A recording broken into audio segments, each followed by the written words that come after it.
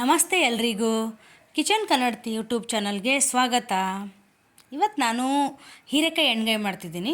ಬದನೆಕಾಯಿ ಎಣ್ಗಾಯಿ ಎಲ್ಲ ಕೇಳಿರ್ಬೋದು, ಮಾಡಿರ್ಬೋದು. ಬಟ್ ಹೀರೆಕಾಯಿಂದ ಎಣ್ಗಾಯಿ ಹೆಂಗೆ ಮಾಡೋದಂತ ನೋಡೋಣ. ಅದನ್ನು ಮಾಡೋಕ್ಕೆ ಒಂದೆರಡು ಹೀರೆಕಾಯಿನ ನೀಟಾಗಿ ತೊಗೊಂಡಿದ್ದೀನಿ. ಅದ್ರ ಮೇಲೆ ಸಿಪ್ಪೆ ಎಲ್ಲ ಫುಲ್ ತಗೊಂಡ್ಬಿಡ್ತೀನಿ. ಸ್ವಲ್ಪ ಸಿಪ್ಪೆ ಇದ್ದರೆ ರಫ್ ಆಗುತ್ತೆ, ಪಲ್ಯ ಅಷ್ಟು ಚೆನ್ನಾಗಿ ಬರಲ್ಲ ಸಾಫ್ಟಾಗಿ. ಹಾಗಾಗಿ ಸಿಪ್ಪೆ ಎಲ್ಲ ನೀಟಾಗಿ ತೆಗೆದು, ಆ್ಯಕ್ಚುಲಿ ಆ ಸಿಪ್ಪೆಯಿಂದನೂ ಚಟ್ನಿ ಮಾಡ್ಬೋದು. ನಾನು ನೆಕ್ಸ್ಟ್ ವಿಡಿಯೋದಲ್ಲಿ ತೋರಿಸ್ತೀನಿ ಸಿಪ್ಪೆಯಿಂದ ಹೀರೆಕಾಯಿ ಸಿಪ್ಪೆಯಿಂದ ಹೇಗೆ ಚಟ್ನಿ ಮಾಡೋದು ಅಂತ. ಇವಾಗ ಎಣ್ಗಾಯಿ ಮಾಡೋದು ಹೆಂಗೆ ಅಂತ ನೋಡೋಣ. ಫಸ್ಟು ಅದನ್ನು ಯಾವ ಶೇಪಲ್ಲಿ ಕಟ್ ಮಾಡಿಕೊಂಡ್ರೆ ಎಣ್ಗಾಯಿ ಚೆನ್ನಾಗಿ ಬರುತ್ತೆ ನೋಡೋಣ. ಇದೇ ಥರನೇ ಎಲ್ಲನೂ ಸೇಮ್ ಒಂದು ಹಾಫ್ ಕಟ್ ಮಾಡಿಕೊಂಡು ಮಿಡ್ಲಲ್ಲಿ ಒಂದು ಇಂಟು ಮಾರ್ಕ್ ಬರುತ್ತಲ್ಲ, ಅದೇ ಥರನೇ ಜಸ್ಟ್ ಎಲ್ಲದಕ್ಕೂ ಫುಲ್ ಮಾಡೋದಲ್ಲ, ಸ್ವಲ್ಪನೇ ಮಾಡ್ಕೋಬೇಕು. ಈ ಥರ ಎಲ್ಲನೂ ಮಾಡಿದ್ದೀನಿ ನೋಡಿ. ಮತ್ತು ಒಗ್ಗರಣೆಗೆ ಈರುಳ್ಳಿ, ಟೊಮೊಟೊ, ಕೊತ್ತಂಬರಿ, ಕರಿಬೇವು, ಮತ್ತು ಖಾರದ ಪುಡಿ, ಧನಿಯಾ ಪುಡಿ, ಉಪ್ಪು, ಗರಂ ಮಸಾಲ ಮತ್ತು ಚಿಟಿಕೆ ಅರಿಶಿನ ಪುಡಿ, ಹಾಗೆ 1-2 ಸ್ಪೂನ್ ಕಡಲೆ ಹಿಟ್ಟು ತೊಗೊಂಡಿದ್ದೀನಿ. ಮತ್ತು ಶೇಂಗಾ ಪುಡಿ ತೊಗೊಂಡಿದ್ದೀನಿ ಹುರಿದು, ಮತ್ತು ಸ್ವಲ್ಪ ಹುಣಸೆಹಣ್ಣು ತೊಗೊಂಡಿದ್ದೀನಿ. ಕಡಲೆ ಹಿಟ್ಟು ನೀವು ಬೇಡ ಅನ್ನೋರು ಸ್ಕಿಪ್ ಮಾಡ್ಕೋಬೋದು. ಒಗ್ಗರಣೆ ಸ್ವಲ್ಪ ಏನು ಮಾಡ್ತೀನಿ, 1-2 ಸ್ಪೂನ್ ಎಣ್ಣೆ ಹಾಕ್ಕೊಂಡು ಹೀರೆಕಾಯಿನ 1-2 ನಿಮಿಷ ಸ್ವಲ್ಪ ಎಣ್ಣೆಲಿ ಫ್ರೈ ಮಾಡಬೇಕು. ತುಂಬ ಹೊತ್ತು ಮಾಡಬಾರ್ದು, ಕೆಂಪಗಾಗೋವರೆಗೂ ಎಲ್ಲ.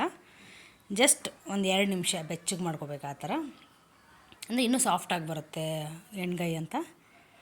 ಸಾಕು, ಇವಾಗ ಆಗಿದೆ ಆಲ್ಮೋಸ್ಟು. ಇದನ್ನೊಂದು ಪಾತ್ರೆ ತಗೊಂಡ್ಬಿಡ್ತೀನಿ. ಈಗ ಒಗ್ಗರಣೆ ಮಾಡ್ಕೊಳ್ಳೋಣ. ಈಗೆಲ್ಲ ಪಲ್ಯಗೆಲ್ಲ ಹೆಂಗೆ ಒಗ್ಗರಣೆ ಮಾಡ್ಕೊತೀವಿ ಹಂಗೆ ಸ್ವಲ್ಪ ಎಣ್ಣೆ ಜಾಸ್ತಿ ಹಾಕ್ಕೋಬೇಕು. ಇದಕ್ಕೆ ಎಣ್ಗಾಯಿ ಅಂದರೆ ಸ್ವಲ್ಪ ಎಣ್ಣೆ ಮುಂದಿದ್ದರೆ ಚೆನ್ನಾಗಿರುತ್ತೆ ಟೇಸ್ಟು. ಎಣ್ಣೆ ಕಾದರೆ ಸಾಸಿವೆ ಹಾಕ್ಕೊಂಡಿದ್ದೀನಿ. ಹಾಗೆ ಜೀರಿಗೆ ಇದ್ದರೆ ಹಾಕ್ಕೊಳ್ಳಿ. ಜೀರಿಗೆ ಸ್ವಲ್ಪ ಖಾಲಿ ಆಗಿತ್ತು, ಹಾಗಾಗಿ ನಾನು ಬರೀ ಸಾಸಿವೆ ಹಾಕ್ಕೊಂಡೆ.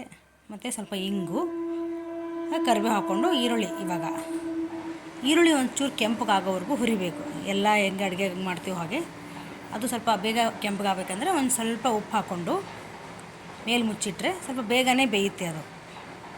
ಈಗ ಬೇಯ್ದಿದೆ. ಈಗ ಈ ಹಂತದಲ್ಲಿ ಟೊಮೊಟೊ ಹಾಕ್ಕೊತೀನಿ.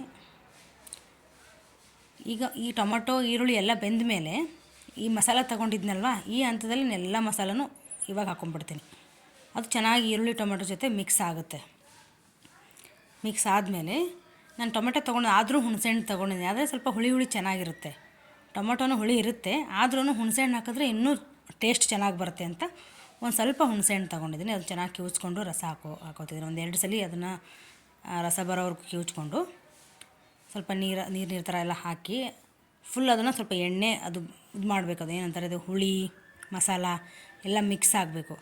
ಅದಕ್ಕೆ ನಾನು ಸ್ವಲ್ಪ ಚೆನ್ನಾಗಿ ತಿರುವಾಡಿ ಮಿಕ್ಸ್ ಮಾಡಿ ಮೇಲೆ 1 ನಿಮಿಷ ಮೇಲೆ ಮುಚ್ಚಿಟ್ಬಿಡ್ತೀನಿ. ಸ್ವಲ್ಪ ಉಪ್ಪು ಹಾಕಿ, ನೀವು ರುಚಿಗೆ ತಕ್ಕಷ್ಟು ಉಪ್ಪು ನೋಡ್ಕೊಂಡು ಹಾಕಬೇಕು. ನೀವು ಅದು ಜಾಸ್ತಿ ಆಗಿಬಿಟ್ರೆ ಒಂದೇ ಸಲ ಏನು ಮಾಡೋಕ್ಕಾಗಲ್ಲ. ಹಾಗಾಗಿ ನೋಡಿಕೊಂಡೆ ಉಪ್ಪು ಮಾತ್ರ ನೋಡ್ಕೊಂಡು ಹಾಕಬೇಕು.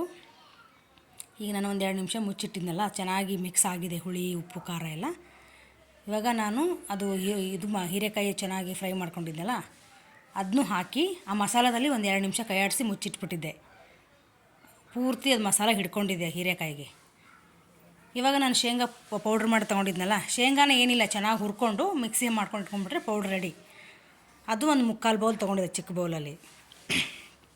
ಅದನ್ನ ಸ್ವಲ್ಪ ನೀರು ಹಾಕ್ಕೊಂಡು ಮಿಕ್ಸ್ ಮಾಡಿಕೊಂಡು, ಸ್ವಲ್ಪ ನೀರು, ಯಾಕಂದರೆ ಗ್ರೇವಿ ಯಾವಾಗಲೂ ಸ್ವಲ್ಪ ನೀರು ಥರ ಇದ್ದರೆ ಚೆನ್ನಾಗಿರುತ್ತೆ. ಇಷ್ಟು ಹಾಕ್ಕೊಂಡಿದ್ದೀನಿ. ಮತ್ತು ಕಡಲೆ ಹಿಟ್ಟು ತೊಗೊಂಡಿದ್ನಲ್ಲ, ಅದನ್ನು ಸ್ವಲ್ಪ ಗಂಟಿಲ್ದಿರಂಗೆ ನೀರು ಹಾಕ್ಕೊಂಡು ಚೆನ್ನಾಗಿ ಮಿಕ್ಸ್ ಮಾಡಿಕೊಂಡು ಹಾಕ್ಕೊತಿದ್ದೀನಿ. ಇಲ್ಲಪ್ಪ ನಮ್ಮ ಕಡಲೆ ಹಿಟ್ಟು ಬೇಡ ಅನ್ನೋರು ಸ್ಕಿಪ್ ಮಾಡ್ಬೋದು. ಅಂದರೆ ಕಡಲೆ ಹಿಟ್ಟು ಏನಕ್ಕೆ ಹಾಕ್ಕೊಂಡೆ, ಸ್ವಲ್ಪ ಗ್ರೇವಿ ಚೆನ್ನಾಗಿ ಬರುತ್ತೆ, ತಿಕ್ಕಾಗಿ ಬರುತ್ತೆ, ಚೆನ್ನಾಗಿ ಬರುತ್ತೆ ಅಂತ ನಾನು ಸ್ವಲ್ಪ ಹಾಕ್ಕೊಂಡೆ ಕಡಲೆ ಹಿಟ್ಟು. ಸ್ವಲ್ಪ ನೀರು ಇವಾಗ ಈ ಹಂತದಲ್ಲಿ ಇನ್ನೂ ಸ್ವಲ್ಪ ನೀರು ಜಾಸ್ತಿ ಹಾಕ್ಕೊಂಡು ಮಿಕ್ಸ್ ಮಾಡಬೇಕು. ಯಾಕಂದರೆ ಗ್ರೇವಿ ತುಂಬಾ ಗಟ್ಟಿ ಇದ್ದರೆ ತಿನ್ನೋಕ್ಕೆ ಚೆನ್ನಾಗಿರಲ್ಲ. ಸ್ವಲ್ಪ ತೆಳುವಿದ್ರೆ ಚಪಾತಿಗೆ, ರೊಟ್ಟಿಗೆ, ಅನ್ನಕ್ಕೆ ಎಲ್ಲದಕ್ಕೂ ನಾವು ತಿನ್ಬೋದು, ಚೆನ್ನಾಗಿರುತ್ತೆ. ಈಗ ನೋಡಿ ಎಷ್ಟು ಚೆನ್ನಾಗಿ ಗ್ರೇವಿ ಎಲ್ಲ ಸ್ವಲ್ಪ ನೀರು ಜಾಸ್ತಿ ಹಾಕಿದೆ, ಮಿಕ್ಸ್ ಆಗಿದೆ. ಈಗ ಲಾಸ್ಟಲ್ಲಿ ಕೊತ್ತಂಬರಿ ಸೊಪ್ಪು ಹಾಕ್ಕೊಂಡು ಉದುರಿಸಿದ್ರೆ ಹೀರೆಕಾಯಿ ಎಣ್ಗಾಯಿ ರೆಡಿ ಆಯಿತು. ಬಿಸಿಯಾದ ಹೀರೆಕಾಯಿ ಎಣ್ಗಾಯಿ. ನೀವು ಮಾಡಿ ಹೇಗೆ ಬಂದಿದೆ ಅಂತ ಕಮೆಂಟ್ ಮಾಡಿ. Thanks for watching.